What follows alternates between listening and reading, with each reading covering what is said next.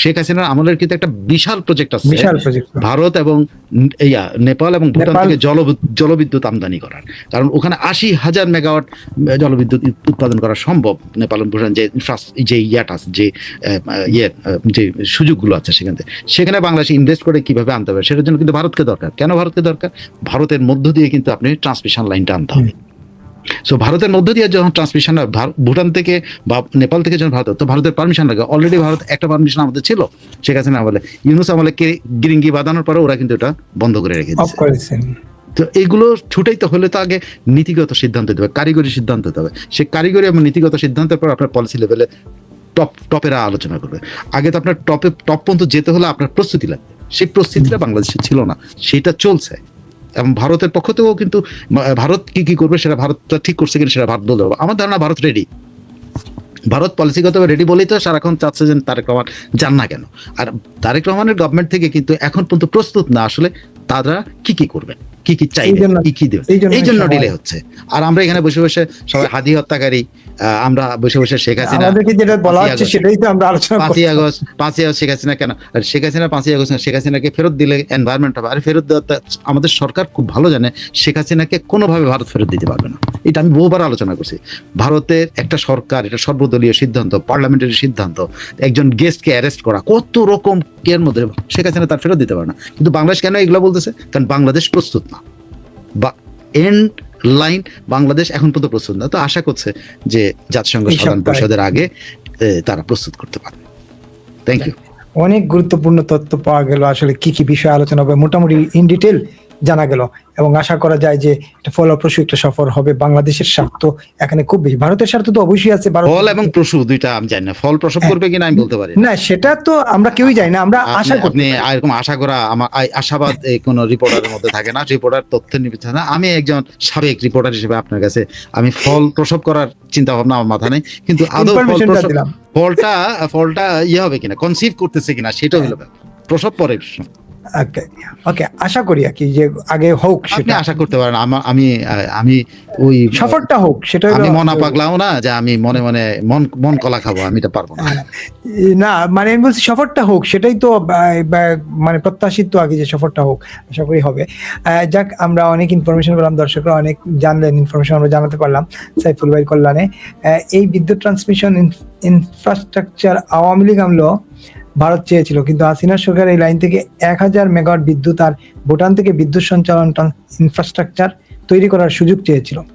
হ্যাঁ, এটা তো দেখেন, এই যে আসছে তথ্য, এখন যখন এসে তখন এই যে অনেকেই জানেন, আপনার এখানে অনেকেই আছেন যদি জানেন। আমরা কিন্তু মানে আমি কিন্তু অত এই সেক্টরে তো আমি কাজ করি না, আমি জ্বালানি সেক্টরে রেয়ারলি কাজ করছি, বাট জ্বালানি ইকোনমি নিয়ে কাজ করছি, কিন্তু এই পুরো সেক্টর সময় কিন্তু আমি ওই ইয়েটা পাওয়ার পরে, পররাষ্ট্র মন্ত্রণালয়ের এই এগুলো পাওয়ার পরে, যে আরো কতগুলি এজেন্ট আছে, গ্যাঞ্জেসের পানি মন্ত্রণালয়ের কিন্তু একটা আছে, এটা কিন্তু টোটালটাই আসলে গ্যাঞ্জেস এন্ড তিস্তা, ঠিক আছে, গ্যাঞ্জেস তিস্তা এটা কিন্তু আছে, ব্রহ্মপুত্র, এগুলো কিন্তু আছে কিন্তু আলোচনায়। এটা কিন্তু পানি মন্ত্রণালয়টা, আমি যেটা এখন বললাম পানি মন্ত্রণালয়টা কিন্তু 3টা, সেটা কিন্তু এই ওই ইয়ের মধ্যে আছে, যে পানি মন্ত্রণালয় থেকে 3টা, বাণিজ্য মন্ত্রণালয় থেকে একটা ইয়ে আছে, ফরেন মিনিস্ট্রির একটা নোট আছে, সেখানে আছে বাণিজ্য মন্ত্রণালয় কি চায়। এগুলো পড়তে গেলে আজকে শুধুমাত্র জ্বালানিটা পড়লাম, বা এগুলো পড়তে গেলে এগুলো কেউ আমি বুঝি না কি সব ল্যাঙ্গুয়েজ আর কি। এটা হোম মিনিস্ট্রি আছে, বর্ডার কিলিং, হ্যাঁ, আমি হোমটা পাই না, আমি 3টা দেখছি। না, বললাম এগুলো তো সবই আছে, সবই তো উঠবে, কিন্তু ঘটনাটা হলো রেডি হয় নাই বইলেই তো আমরা আসলে পিছাই আছি।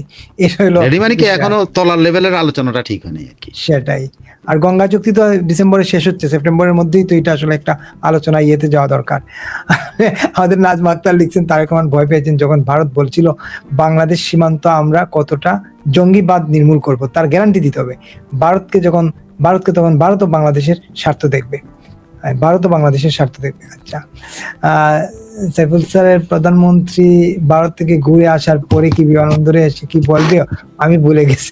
না, এইভাবে দেখার দরকার নাই। অরূপ ভট্টাচার্য, অপেক্ষা করুন, ধৈর্য ধরুন, ধৈর্য ধরলে ফল পাওয়া যাবে।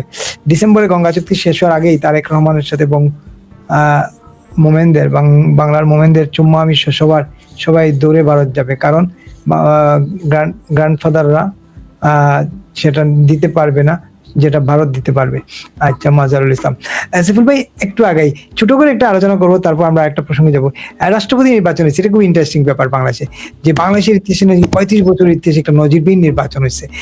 রাষ্ট্রপতি নির্ধারিত, কিন্তু নির্বাচন হয়েছে। এইটা নিয়ে বেশ ইয়ে হচ্ছে। এর মধ্যে 6 জন সংসদ সদস্য নির্বাচন ভোট দিতে যান নাই, দেন নাই, ছিলেন না। আবার শক্তিশালী স্বতন্ত্র সংসদ সদস্য রুমিন ফারহানা বলছেন এটা কোনো প্রয়োজনই নাই ভোট, নির্ধারিত, এটা কেন এই ইয়ে করার দরকার আছে? ভোট হয়ে গেল, রাষ্ট্রপতি হয়ে গেলেন আমাদের রুমিন ফারহানা যেটাতে পাত্তাই দিল না, সেটা আমার সামনে আপনি উঠেছেন কেন আলোচনার জন্য? না, আমি রুমিন ফারহানার কারণটা উনি কি কারণে জান নাই সেটা বললাম। তো উনি ফিল করেন নাই, তো সেখানে আমরা কেন ফিল করতেছি এটা নিয়ে আলোচনা হবে। ও আচ্ছা, না আমি কেন ফিল করছি, রাষ্ট্রপতি হলেন ফখরুল এবং নানা ইয়ের মধ্যে একটা ঐতিহাসিক এর মধ্যে দিয়ে এইটুকু। ঐতিহাসিকটা কি এটা আপনি কোন? এই যে 35 বছর ইতিহাসে সংসদে নির্বাচন হয়েছে, ভোট হয়েছে, এর আগে ভোট হয় নাই।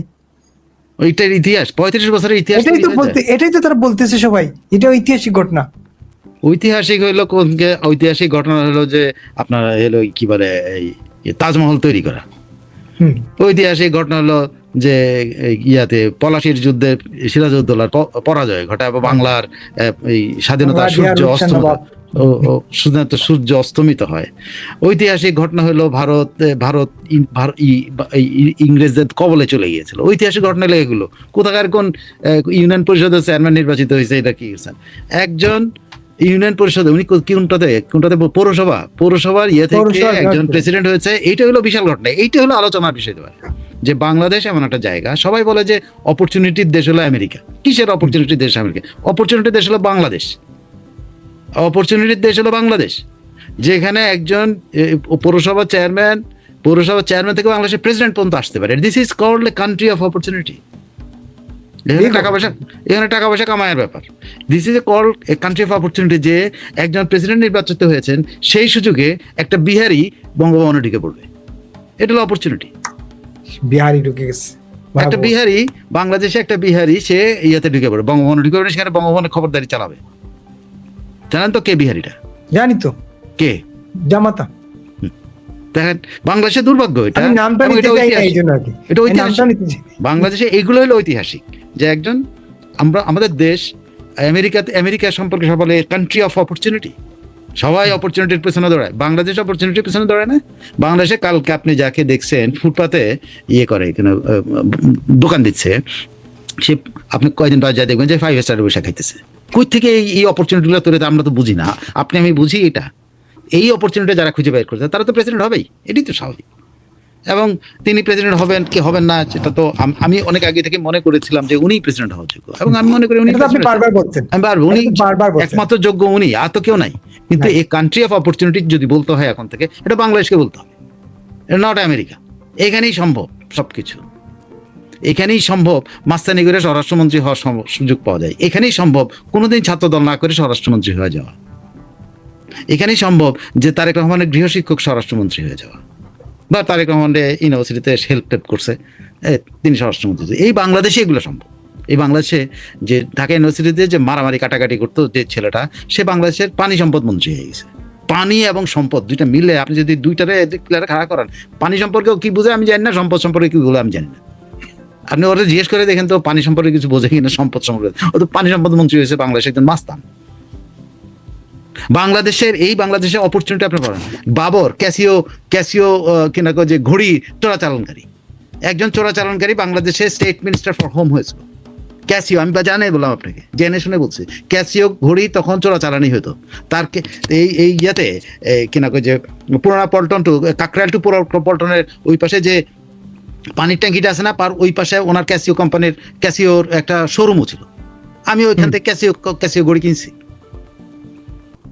একজন চোরাচালানি বাংলাদেশের state minister for home affairs হয়েছে। এটাই তো অপরচুনিটির দেশ।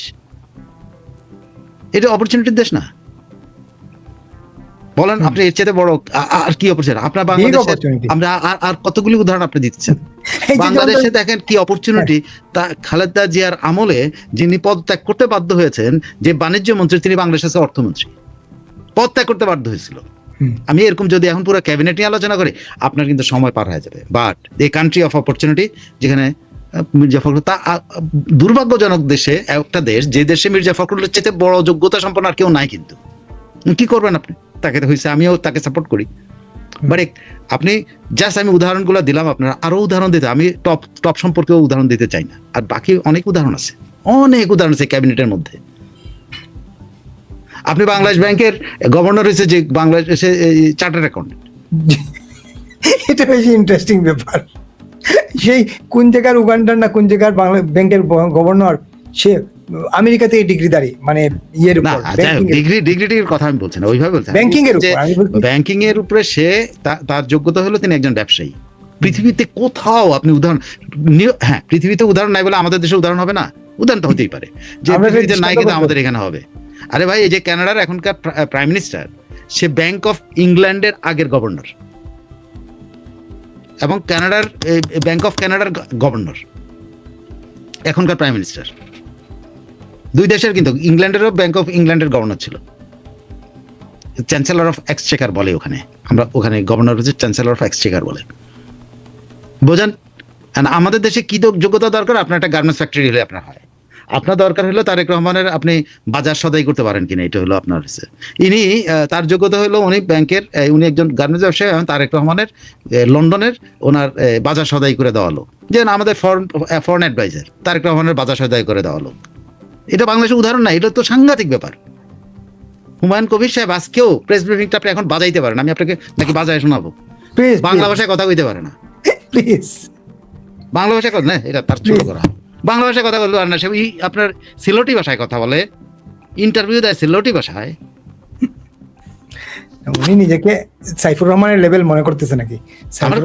সাইফুর রহমানও কিন্তু সিলেটি ভাষায় কথা বলতো না, দুই একটা সেন্টেন্সের মধ্যে সিলেটি অ্যাকসেন্ট আসতো। উনি আজকে ইন্টারভিউ দিয়েছেন সিলেটি ভাষায়, মনে হচ্ছে যে উনি সিলেটি কোনো টেলিভিশনকে ইন্টারভিউ দিতেছেন। দেখেন আপনি, বাজার সদাই করা লোক, বাজার সদাই করার লোক ব্যাংক অফ বাংলাদেশ ব্যাংকের চেয়ারম্যান কি হয়ে যায়, গভর্নর হয়ে যায়, বাজার সদাই করার লোক আপনার ফরেন অ্যাডভাইজার হয়ে যায়। আপনি এটা তো ঠেকাইতে পারবেন না, it is a country of a land of opportunity. কে কখন কি হয়ে যাবে জানেন না, আপনি কখন যায় মন্ত্রণালয়ে বসে পড়বেন আপনি জানেন? আপনার ওই যে দুম্বা চুল দুম্বাওয়ালার অ্যাডভাইজার হয়ে গেছে, ভাবতে পারছেন আপনি? এইটা কোনোদিন আপনার তথ্য মন্ত্রণালয়, আর অন্য কথা, তথ্য মন্ত্রণালয়ের সে অ্যাডভাইজার হয়ে গেছে। দুম্বা, মাথার মধ্যে দুম্বার মতো, পাছার মধ্যে যে দুম্বার মাংসের টুকরা থাকে, চুলের টুকরা আছে, এরকম একটা দুম্বা বাংলাদেশের অ্যাডভাইজার হয়ে বসে আছে। খেয়াল করে দেখেন, দুম্বার মতো বলতে পারে। আরেকটা জিনিস আমার মনে হয়েছে, আপনি কালকে দুম্বার কথা বলার পরে আমার মনে হচ্ছে হর্স আছে না, হর্সের পিছনের যে এই অংশটা, তার লেজের অংশটা এইভাবে থাকে আর কি। এখন এটা ল্যান্ড অফ অপরচুনিটিতে পরিণত হয়েছে। সেখানে আমাদের প্রেসিডেন্ট এরকম একজন অপরচুনিটির মাধ্যমে নির্বাচিত হয়েছেন যিনি, এটা, এবং আমি মনে করি ওনার চেয়ে যোগ্যতা সম্পন্ন নাই বাংলাদেশ। আপনি করবেনটা কি? আর বিএনপিতে নাই তো, বিএনপিতে যোগ্যতা সম্পন্ন লোক নাই, যে লোকটা তারেক রহমানের আগের মায়ের আমলের ক্যাবিনেট থেকে বরখাস্ত হওয়া লোক, সে অর্থমন্ত্রী। বাণিজ্য মন্ত্রী কে আপনি নিজে জানেন না, এই লোককে। রেলমন্ত্রী কে আপনি কিছু কইতে পারবেন না, এটা কেডা? পানি এবং পানি সম্পদ মন্ত্রী জানে না পানি এবং সম্পদ এটার সন্ধি বিচ্ছেদটা কি জানে না, এটা টোটালি ইউনিভার্সিটি মাস্তান। সে আবার স্বরাষ্ট্রমন্ত্রী যাচ্ছে। স্বরাষ্ট্রমন্ত্রীকে, স্বরাষ্ট্রমন্ত্রী আমার গৃহশিক্ষক, এগুলো হলো, হ্যাঁ স্বরাষ্ট্রমন্ত্রীর অনেক যোগ্যতা আছে, কিন্তু তিনি গৃহশিক্ষক। তেনা তার যোগ্যতা হলো তিনি ভারতের মনোনীত। তো আপনি এই সব দেশে, আপনি যে দেশে আপনি কালকে গিয়া আপনার যোগ্যতা আছে কি নাই আপনি জানেন না, কালকে যায় আপনি কোনো এক পদে বসে, যেই দেশের সিনিয়র সেক্রেটারি মর্যাদার হয়, প্রেস সেক্রেটারি হয়, যে টমেটো চাষ জানে না, যে টমেটোটা কেমনে চাষ করতে হয় জানে না, বা টমেটো চাষ করেন, চেষ্টা করতেছেন আর কি। টমেটো চাষ করতে হলে ইংলিশে শিখতে হবে, এটা তার এক বিপদ। ওই দেশে তো টমেটো চাষটা মধ্যে পার্থক্য জানে না। যাই হোক ভাই, আপনি আমার দিয়ে আজকে অনেক খারাপ কথা কয়েছেন। না, এটা না, আপনি অপরচুনিটির কথা বলে আমার সামনে অত অপরচুনিটি দেন। করলো চাকরির জন্য কোটা আন্দোলন, হয়ে গেল উপদেষ্টা। করলো চাকরির জন্য কোটা আন্দোলন, হলো 100 কোটি টাকার মালিক। হয়ে গেল। না হবে না কেন, ও তো আর চাকরি পাবে না, তো হবে না কেন, তার তো এটা হইতেই হবে, কারণ সে তো চাকরি পাচ্ছে না। আপনি কোটার জন্য কোটা উঠানোর আন্দোলন করছে, কিন্তু ওই কোটা উঠানোর পরেও ধরেন 2000 চাকরি আছে, সে ওই 2000-এর মধ্যে তার যোগ্যতা নাই, তার সে আগে ভাগে বুঝতে পারছে আমার দ্বারা এটা হবে না, তা আগে টাকা পয়সা মেরে নিছে, আমি ওই 2000 জনের চাকরি করার চাইতে 2000 জনের মধ্যে একজন হওয়ার চাইতে আমি টাকা পয়সার মালিক হয়ে গেছে, অসুবিধা নেই। বিগ অপরচুনিটি আসলে বাংলাদেশে, এটা ঠিক বলছেন একদম। অনেক অপরচুনিটি নিয়ে কথা বললাম, অনেকে অনেক কথা লিখছেন। এবং সাইফুল ভাই, আমার কাছে আপনার কাছে একটা প্রশ্ন, একটা রাষ্ট্র যেখানে একজন রাষ্ট্রদ্রোহীর বিরুদ্ধে কোর্ট মামলা গ্রহণ করে না, এর পরিণাম কি হবে? রাষ্ট্রদ্রোহীর বিরুদ্ধে কোর্ট মামলা নিচ্ছেন, এর পরিণাম কি হবে এটা দেখা যাবে পরে। আচ্ছা, এবার বিকাশ নূর, অনেক কথা হলো। বিকাশ নূর তো পিঠা খাইতে খাইতে রক্ত ঝরতে ঝরতে মন্ত্রী